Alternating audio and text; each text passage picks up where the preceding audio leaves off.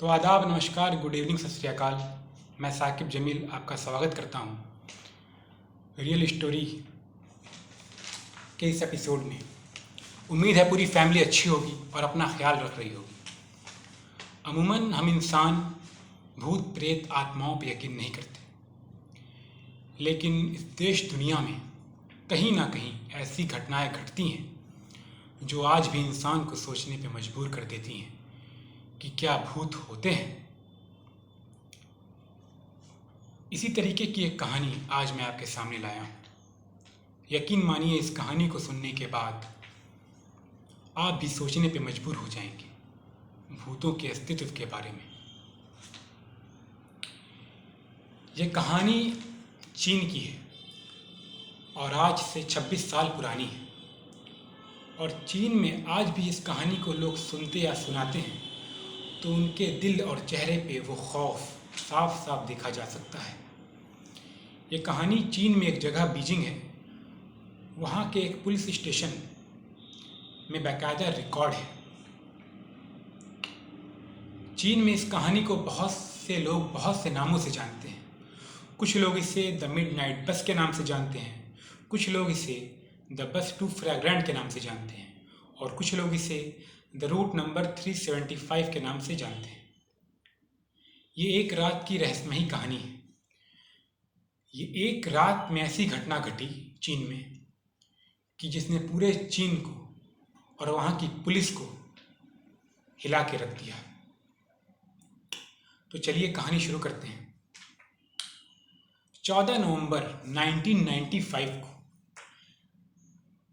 चीन के बीजिंग से ये कहानी शुरू होती है। ठंड का महीना था, 14 नवंबर की रात, ठंड का महीना था, कोहरा गिर रहा था और इन्हीं सब के बीच रूट नंबर 375 की बस निकलती है। रूट नंबर 375 की बस से ये मतलब है कि हर बस का एक रूट डिसाइड होता है कि ये इस रूट पे ही जाएगी। जैसे अमूमन इंडिया में, हम लोग के मुल्क में भी ऐसा ही है, बस का रूट डिसाइड होता है कि इस बस को इस रूट पे चलना है। इसी तरह से चीन में भी रूट नंबर 375 नाम की बस, जो कि रात की आखिरी बस थी, इसके बाद और कोई बस नहीं थी, ये बस निकलती है। ये बस जहाँ से निकलती है उस स्टॉपेज का नाम था जुआंग बिंग युआंग। जहाँ से बस निकलती है उस स्टॉपेज का नाम था युआंग बिंग युआंग। और कुछ स्टॉपेज तय करके इसको जो आखिरी स्टॉपेज पे पहुंचना था, जो इसकी मंजिल थी, जहाँ पे बस खड़ी हो जाती है, वो आखिरी स्टॉपेज का नाम था जियांगशांग। तो बस निकलती है, रात की आखिरी बस, ठंड का महीना। तो बस अमूमन उसमें बहुत से पैसेंजर बैठते हैं, बहुत से उतरते हैं, ऐसा चलता रहता है। और ठंड के समय और वो भी रात में और आखिरी बस में तो कम ही लोग सवारी करते हैं, कम ही लोग पैसेंजर बनते हैं। तो बस चल रही थी, लोग आना जाना उसमें लगा था। एक बैग चलते चलते बस एकदम खाली हो गई, अब उसमें कोई पैसेंजर नहीं था। तो उसका आखिरी स्टॉपेज आने से पहले एक कपल, एक हस्बैंड वाइफ, एक ओल्ड लेडी, एक यंग बॉय इसमें चढ़ते हैं, बस में, खाली बस में चढ़ते हैं। तो अब बस में कितने लोग हो गए? एक ड्राइवर, एक यंग लेडी कंडक्टर और एक ओल्ड लेडी, एक यंग बॉय और एक हस्बैंड वाइफ। तो कुल मिला जुला के बस के अंदर 6 लोग हो गए। 6 लोग हो गए बस के अंदर। अब बस चल रही है। बस चलते चलते अगले स्टॉपेज पे 2 लोग बाहर रोड पे साइड में खड़े थे। ड्राइवर ने देख के उनको गाड़ी रोकी, बस रोक दिया। देखने में वो यात्री लग रहे थे। ड्राइवर ने बस रोका, कंडक्टर ने आगे का दरवाज़ा खोला, लेकिन वो आगे के दरवाजे से ना आके पीछे के दरवाजे की तरफ चले गए। कंडक्टर पीछे गई, पीछे का दरवाज़ा खोला तो उनको सब देख के हैरान। दूर से देखने में वो लग रहे थे कि 2 लोग हैं, लेकिन जब बस में वो चढ़ रहे तो वो हकीकत में 3 लोग थे, वो रियलिटी में 3 लोग थे। 2 अगल बगल थे और एक उनके बीच में था। ऐसा लग रहा था कि बीच वाला बहुत बीमार है, उनको अगल बगल वाले सहारा देकर बस के ऊपर चढ़ा रहे हैं। वो अपने से चढ़ें और पीछे वाली विंडो से चढ़ें और पीछे ही जो थे वो बैठ गए। पीछे सबसे पीछे वाली सीट पे वो तीनों बैठ गए।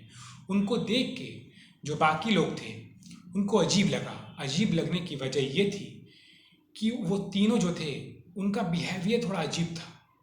उन्होंने अपना पूरा चेहरा ढका हुआ था और वो उन्होंने चाइना की जो ओल्ड ट्रेडिशनल ड्रेस होती है वो पहनी हुई थी। हर एरिया का, हर देश का अपना एक ट्रेडिशनल ड्रेस होता है। इसी तरीके से चाइना का भी एक ट्रेडिशनल ड्रेस था, तो उन्होंने ट्रेडिशनल ड्रेस पहना था। तो वो देख के पैसेंजर जो और थे बस में वो थोड़ा परेशान हो गए, ये कैसे रात में इतने समय। फिर कंडक्टर ने उनको समझाया कि हो सकता है ये किसी नाटक कंपनी में काम करने वाले हों, एक्टर हों, तो ऐसी कोई बात नहीं, तो लोग मान गए। लेकिन जो ओल्ड लेडी थी उसको कुछ शक हुआ। वो बार बार पीछे पलट के उनको देख रही थी, बार बार पीछे पलट के उनको देख रही थी। फिर अगले स्टॉपेज पे जो हस्बैंड वाइफ थे वो उतर जाते हैं, उनको वहीं तक जाना था। अब बस के अंदर कौन कौन बच गया? बस के अंदर बचे हैं driver, conductor, young boy, old lady और जो 3 अजनबी अजीब लोग हैं वो पीछे बैठे हैं, वो लोग बचे हैं। जो ओल्ड लेडी थी, बुजुर्ग महिला थी, वो बस के बीचों बीच बैठी थी और जो यंग लड़का था वो महिला के ठीक आगे बैठा था और जो बाकी 3 अजीब लोग थे वो पीछे बैठे थे, सबसे पीछे। जो ओल्ड लेडी थी वो बार बार पीछे मुड़ के उनको देखती रहती, घबरा घबरा कर देखती रहती और बस चलती रही। रात का समय, इतना सन्नाटा कि सिर्फ उनको बस की आवाज़ ही सुनाई दे रही है और कुछ नहीं सुनाई दे रही है। और रूट 375 एक ऐसा रूट था जो आउटस्कर्ट था, मतलब बाहरी इलाका था, वहाँ पे इतना चहल पहल नहीं रहती और अगल बगल जंगल था। अब वो ओल्ड लेडी बार बार उनको पीछे पलट के देखती और एक बार तो घबरा के खड़ी हो गई और चिल्लाने लगी। जो उसके आगे लड़का बैठा था, यंग लड़का, उसका कपड़ा पकड़कर वो ओल्ड लेडी कहने लगी, तुमने मेरा पर्स चुराया है, तुमने मेरा पर्स चुराया है। जो यंग लड़का था उसने कहा, मैं आपका पर्स नहीं चुराया, मैं आपका पर्स कैसे चुरा सकता, मैं तो आपके आगे बैठा हूँ। लेकिन फिर भी ओल्ड लेडी ने एक नहीं माना, उसने चिल्लाती रही, वो उस पर इल्ज़ाम लगाती रही। लड़का भी अपने उसके इल्ज़ाम का बार बार कंट्राडिक्ट, विरोध करता रहा, कहता रहा कि मैंने नहीं चुराया।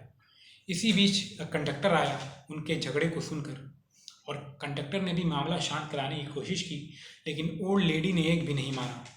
ओल्ड लेडी ने कहा कंडक्टर से कि तुम अगले स्टॉप पे बस रोको, मैं इसको पुलिस के हवाले करूँगी। तो कंडक्टर ने उसको मना किया, कहा कि इतनी रात में कहाँ आप उतरेंगी। तो ओल्ड लेडी ने कहा, नहीं, मैं इसको पुलिस के हवाले करूँगी, पुलिस के हवाले करूँगी। कंडक्टर ने भी परेशान होकर बस अगले स्टॉपेज पे रोक दी, रुकवा दी और वो ओल्ड लेडी यंग बॉय का लड़का उस लड़के का हाथ पकड़कर बस से उतार देती, अपने भी उतरती, बस से उतार देती और बस चली जाती। और बस में सिर्फ कितने लोग थे अब? कंडक्टर, ड्राइवर और वो 3 अजीब जो पीछे आदमी बैठे हैं, वही 5 लोग थे। बस चली जाती और लड़का और जो ओल्ड लेडी बाहर स्टॉपेज पे उतर जाते हैं। अब लड़का बहुत गुस्से में कि आपने मुझ पे इल्ज़ाम लगाया और आपने मुझे यहाँ उतार दिया, ये आखिरी बस थी, अब मैं अपने घर कैसे जाऊँगा, और मैंने आपका पर्स नहीं चुराया है। जो ओल्ड लेडी थी उसने कहा, बेटा मैं जानती हूँ तुमने मेरा पर्स नहीं चुराया, मैंने सिर्फ और सिर्फ तुम्हारी और अपनी जान बचाने के लिए यहाँ पे उतारा है तुमको। तुम पर ये इल्ज़ाम झूठा इसलिए लगाया है कि हम यहाँ पे उतर सकें और इस तरह से उतरें कि उन जो पीछे 3 लोग बैठे हैं उनको शक ना हो। तो लड़का बड़ा हैरत में देखा, आखिर क्या बात है कि आपने मेरी जान बचाने के लिए आप क्या बोलना चाह रहे हैं। तो ओल्ड लेडी ने कहा कि वो जो 3 अजनबी लोग आए हैं उसको तुमने देखा, वो जो पीछे बैठे थे। लड़के ने कहा, हाँ देखा, वो थोड़े अजीब लग रहे थे, वो थोड़े अजीब लग रहे थे। लेडी ने कहा कि वो अजीब तो लग ही रहे थे, लेकिन वो जब से आए थे मेरी निगाह उन्हीं के ऊपर थी। मैं बार बार उनको पीछे पलट के देख रही थी और खिड़की खुली थी, हवा चल रही थी। तो एक बार मैंने ये देखा कि उनका कपड़ा उड़ा और उनका पैर नहीं था, उन तीनों के पैर नहीं थे। तो लड़के ने कहा, अरे आपको गलतफहमी हुई होगी, ऐसा कैसे हो सकता है आज के ज़माने में। तो ओल्ड लेडी ने कहा, नहीं बेटा, मेरी उम्र बहुत ज़्यादा है, मैं बहुत तजुर्बा है मुझे, मैंने बार बार चेक किया और मैं ये दावे के साथ कह सकती हूँ कि उन तीनों के पैर नहीं थे। इसीलिए मुझे अपनी जान बचाने के लिए और तुम्हारी जान बचाने के लिए उतरना था। तो मुझे यही बहाना दिखा कि तुम पर इल्ज़ाम लगा के मैं पुलिस का बहाना करके तुमको उतार लूँ। तो लड़के ने कहा कि अब क्या करना है। तो लड़के ने कहा कि पुलिस को फ़ोन करो, यहाँ बुलाओ। ओल्ड लेडी ने लड़के से कहा कि पुलिस को वहाँ बुलवाया। पुलिस आई। ओल्ड लेडी ने पुलिस को यही बात सुना दी जो उसने लड़के को बताई। पुलिस वालों को हंसी आई। उसने कहा कि अरे माँ जी, आप एज हो चुकी है, आप दिमागी तौर पर थोड़ा सा आपको होता है कि गलतफहमी हुई हो। ओल्ड लेडी ने कहा, बेटा गलतफहमी मुझे नहीं हुई है, मैंने एकदम दावा के साथ कह रही हूँ। लेकिन पुलिस वालों को विश्वास नहीं हुआ, उन्होंने एफआईआर नहीं लिखी और उन्होंने ओल्ड लेडी और जो लड़के थे, जो यंग बॉय था, उसको अपने घर भेज दिया जॉब। फिर अगला दिन होता है, सुबह 15 अक्टूबर 1995 को पता ये चला कि जो बस रूट 375 पे जा रही थी, जिसको कुछ स्टॉपेज पार करके पहुंचना था आखिरी अपने स्टॉपेज पे क्यांगशांग पर, वो बस गायब हो चुकी है। और बस गायब होने के साथ साथ उसमें ड्राइवर, कंडक्टर और जो पैसेंजर थे, 3 संदिग्ध लोग, वो भी गायब हो चुके हैं, कहीं नहीं मिले। तो ये केस गया पुलिस के पास। तो पुलिस को ये बात आई कि अभी कल एक ओल्ड लेडी ही इस बस के बारे में ये बात बता रही थी। तो पुलिस के दिमाग में थोड़ी बत्ती जली कि हाँ, हो सकता है जो ओल्ड लेडी बोल रही थी वो सच बोल रही थी। तो उसने ओल्ड लेडी और जो लड़का था उसको बुलाया पुलिस वालों ने। लेकिन अब इस बार गंभीर तौर पे, सिंसियरली पुलिस वालों ने उनसे सवाल जवाब किया, क्योंकि अब सिर्फ मामला बस का नहीं, उसमें बैठे पैसेंजर, कंडक्टर, ड्राइवर का भी था, कि जानों का भी था। तो ओल्ड लेडी बार बार यही कहती कि वो 3 इंसान नहीं थे, वो कोई और थे, उनके पैर नहीं थे। पुलिस ने इस बात को थोड़ा झिझकते हुए माना, क्योंकि उनके पास और कोई विटनेस था नहीं, तो उनको मानना पड़ा। पुलिस ने बस ढूंढने के लिए पूरी जोर शोर से कोशिश की, हाई अलर्ट लगा दिया, बस कहीं नहीं मिली। 2 दिन बाद बस मिली। और बस कहाँ मिली? जो आखिरी स्टॉपेज पे उस बस को जाना था, क्यांगशांग पर, वो बस उस स्टॉपेज से लगभग 100 किलोमीटर की दूरी पर एक फ्रैग्रेंट हिल्स नाम की रिवर है, उसमें वो बस डूबी हुई मिली। अब बस उसमें डूबी हुई मिली तो पुलिस वहाँ पहुँची, फॉरेंसिक की टीम भी गई। जब बस को बाहर निकाला गया तो उसके अंदर का मंजर देखकर वहाँ जितने लोग थे सबकी आंखें फटी की फटी रह गई। सबने ये देखा कि जो कंडक्टर और ड्राइवर था, उनकी जो लाश थी, उनको देख के लग रहा था कि इनको मरे अमूमन 2 दिन हुए होंगे, क्योंकि 14 को बस गायब हुई थी, 16 को शाम को बस मिल गई, रात को बस मिल गई, 2 दिन हुए। लेकिन जो पीछे की सीट पे 3 अजीब लोग बैठे थे, उनकी लाश को देख के ऐसा लग रहा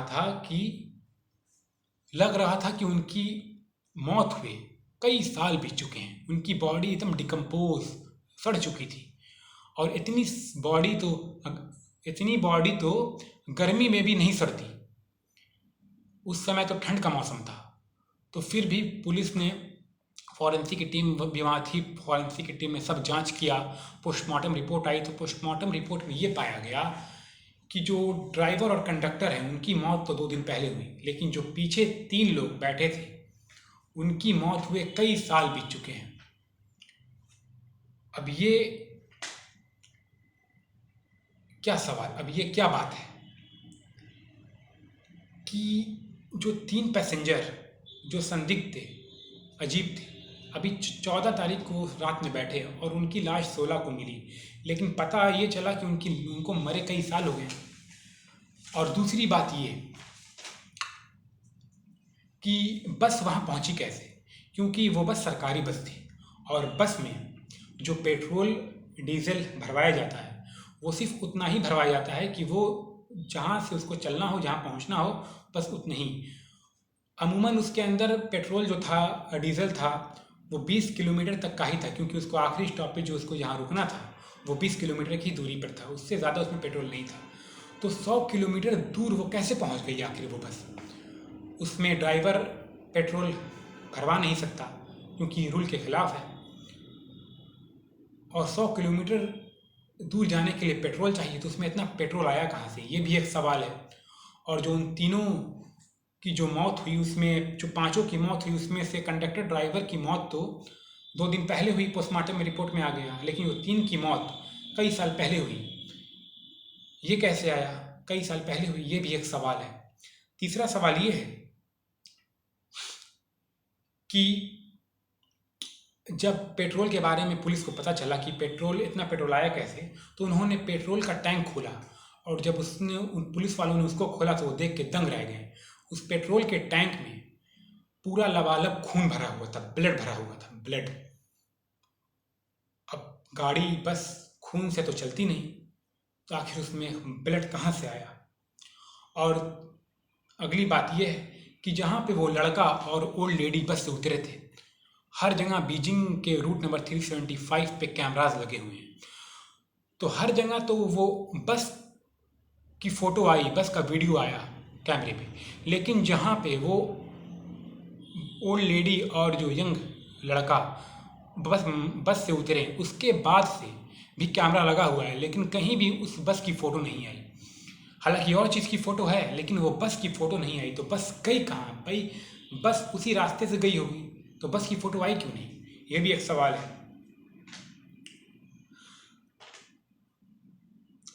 तो ये आज भी इस कहानी को जाना जाता है, और आज भी इस कहानी को पुलिस सॉल्व नहीं कर पाई। आज भी इस कहानी को पुलिस सॉल्व नहीं कर पाई। लमसम 26 साल हो चुके हैं, और आज भी ये सवाल है कि क्या जो बस में बैठे थे वो वाकई में इंसान थे या कुछ और। तो रियल स्टोरी से जुड़ने के लिए आप सबका धन्यवाद। फिर मुलाकात होगी इसी तरह किसी सच्ची घटना के साथ। तब तक के लिए सावधान रहें और अपना ख्याल रखें। जय हिंद, जय भारत।